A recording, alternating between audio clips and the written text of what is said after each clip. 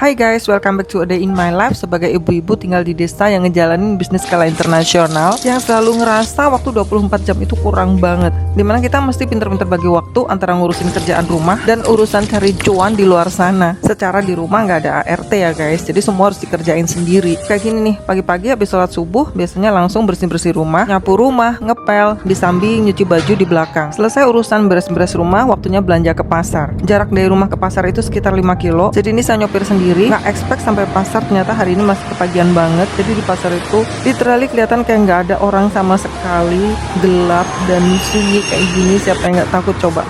Untungnya di belakang pasar ternyata udah mulai rame dan mulai ada tanda-tanda kehidupan. Udah ada ibu-ibu penjual sayur, bahkan ada juga ibu-ibu penjual sayur yang udah mulai bersih-bersih dan nyapu-nyapu di depan kiosnya masing-masing. Jangan kaget kalau berisik banget, karena kita lagi ngelewatin kios penggilingan daging. Finally sampai juga ke tujuan utama hari ini, kita ke pasar, yaitu kios penjualan daging. Jadi hari ini tuh pengen masak sop kacang merah yang dicampur dengan tetelan daging, karena hawa lagi panas banget kayaknya ya. Jadi kayaknya enak gitu makan yang seger-seger dan panas-panas. Oke, habis beli daging kita lanjut ke tukang sayur untuk beli sayur sopnya sekalian dengan bumbu instannya. Cari yang praktis-praktis aja guys, soalnya saya tuh paling males kalau harus ngupas-ngupas bawang merah bawang putih, ngulek-ngulek. Jadi ya udahlah pakai bumbu instan aja biar cepet. Perusahaan belanja selesai, lanjut pulang ke rumah, nyopir lagi 5 km menuju rumah. Sampai rumah langsung deh mulai masak. Sampai rumah saya baru ngeh kalau saya lupa bilang ke tukang dagingnya untuk sekalian dipotong-potong guys. Dan ini ternyata dagingnya masih utuh, belum dipotong sama sekali. Ya udah terpaksa potong-potong dulu. Untung punya pisau yang buat motong daging kayak gini. Habis dipotong-potong, lanjut dicuci dagingnya di bawah air mengalir. Lanjut lagi nyuci kacang merah sampai bener-bener bersih kayak gini. Di sini saya ngerebus dagingnya pakai pesto ya guys, biar cepet. Sambil nunggu dagingnya matang, kita potong-potong dulu sayur sopnya. Sengaja dibanyakin daun bawangnya karena saya suka banget sama daun bawang. Dan ini saya mau lanjut motong-motong sayuran lagi, tapi kayaknya nggak enak banget karena tempatnya udah kotor banget. Jadi saya putusin buat bersih-bersih dulu. Urusan bersih-bersih selesai, lanjut deh motongin sayur-sayurannya. Kol ini cuman saya potongin aja tipis-tipis. Oh ya, ini kolnya udah dicuci ya guys. Habis dipotong-potong, masukin kolnya ke sop kacang merah. Terus lanjut lagi potongin wortelnya. Ini sama wortelnya juga cuma dipotong tipis-tipis kayak gini. Kalau udah, masukin jadi satu. Terus diaduk-aduk sampai sayurnya empuk semua. Setelah di presto, saya masak lagi dagingnya dengan sayur-sayuran tadi. Tapi kali ini cuma dengan api kecil aja, paling sekitar berapa menit gitu, biar lebih empuk lagi. Nah sekarang udah bener-bener mateng deh. Oke, urusan masak selesai, lanjut dengan nganterin ibu yang mau pergi ke pengajian. Nah ini ibu saya usianya udah 78 tahun tapi masih sehat banget dan masih rajin pergi ke pengajian setiap seminggu 2 kali. Di jalan ketemu sama temen ibu, masih saudara juga sih. Udah.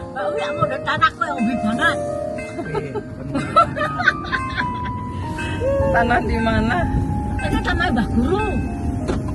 Oh, Sampai Pak Ansuri 6.300 mantu mantu kok mantune duwe bojo meneh anak tirine sing ribut. mulai deh terjadi pergosipan duniawi dalam perjalanan menuju ke pengajian. Tiap minggu ada aja gosipnya. Oke, ini ibu udah sampai ke tempat pengajian dan ternyata peserta pengajian yang lainnya juga udah pada datang guys. Jadi saya drop ibu dan temen ibu di tempat pengajian, kemudian saya lanjut pulang untuk melanjutkan aktivitas hari ini. Nah ini saya udah mandi dan udah dandan untuk menuju ke office.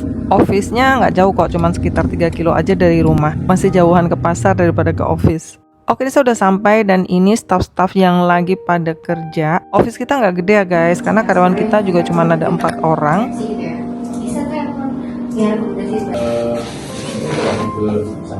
Sampai office langsung siap-siap keluarin laptop, iPad, handphone. Karena buat saya semua peralatan itu harus ada di atas meja walaupun nggak dipakai guys. Siapa yang kayak saya juga. Jadi kalau pagi-pagi gini saya biasa bales-balesin overnight email yang masuk, yang sering banget bikin pusing karena permintaan-permintaan buyer tuh kadang-kadang di luar nurul guys. Tapi ya udahlah ya, tetap harus diikutin karena nggak mungkin bilang enggak sama buyer. Yang penting kita coba dulu.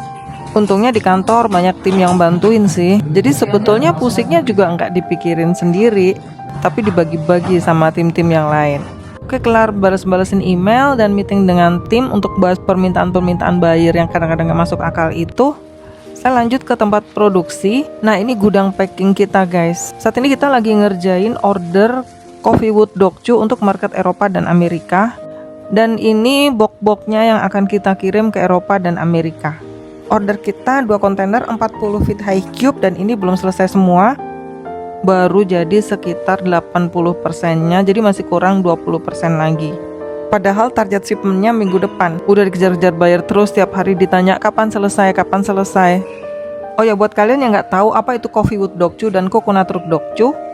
Coffee Wood Dokju dan Coconut Root Dokju artinya mainan gigit-gigitan anjing yang terbuat dari kayu kopi dan tali sabut kelapa. Masih belum ngerti juga? Oke, ini saya jelasin satu-satu.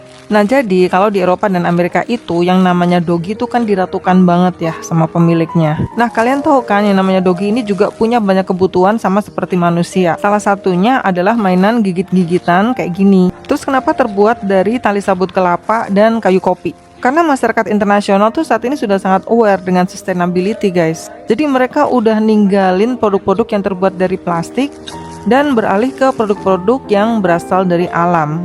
Jadi produk-produk dari alam seperti batang kayu kopi, tali sabut kelapa itu sangat diminati banget di pasar internasional. Jadi sebetulnya ini kesempatan buat kita sebagai bangsa Indonesia yang berasal dari negara tropis dan punya banyak banget hasil alam, yang punya permintaan yang cukup tinggi di pasar internasional. Karena literally banyak sekali negara-negara 4 musim yang nggak bisa nanam hasil alam guys. Makanya permintaan-permintaan untuk produk-produk yang berasal dari sumber daya alam itu sangat besar banget di pasar internasional. Dan satu hal yang paling saya sukai dari ekspor ini, karena produk kita adalah produk handmade yang membutuhkan pekerjaan orang banyak, jadi akhirnya kita juga bisa membuka lapangan kerja di desa, terutama untuk ibu-ibu rumah tangga di sekitar rumah.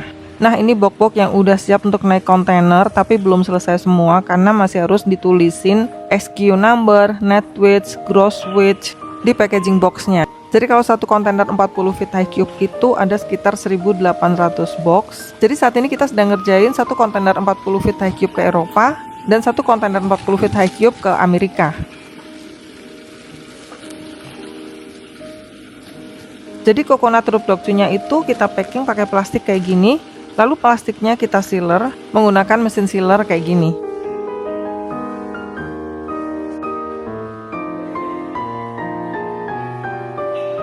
Nah, ini adalah tumpukan kayu kopi yang udah kita olah dan udah kita jadikan produk Coffee Wood Dokju dan saat ini sedang menunggu antrian untuk di packing.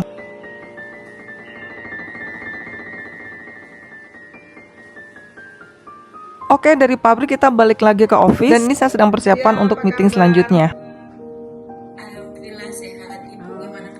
Thank you for watching. Jangan lupa komen, like, dan subscribe biar nggak ketinggalan informasi ekspor dan vlog-vlog selanjutnya. See you on my next video guys.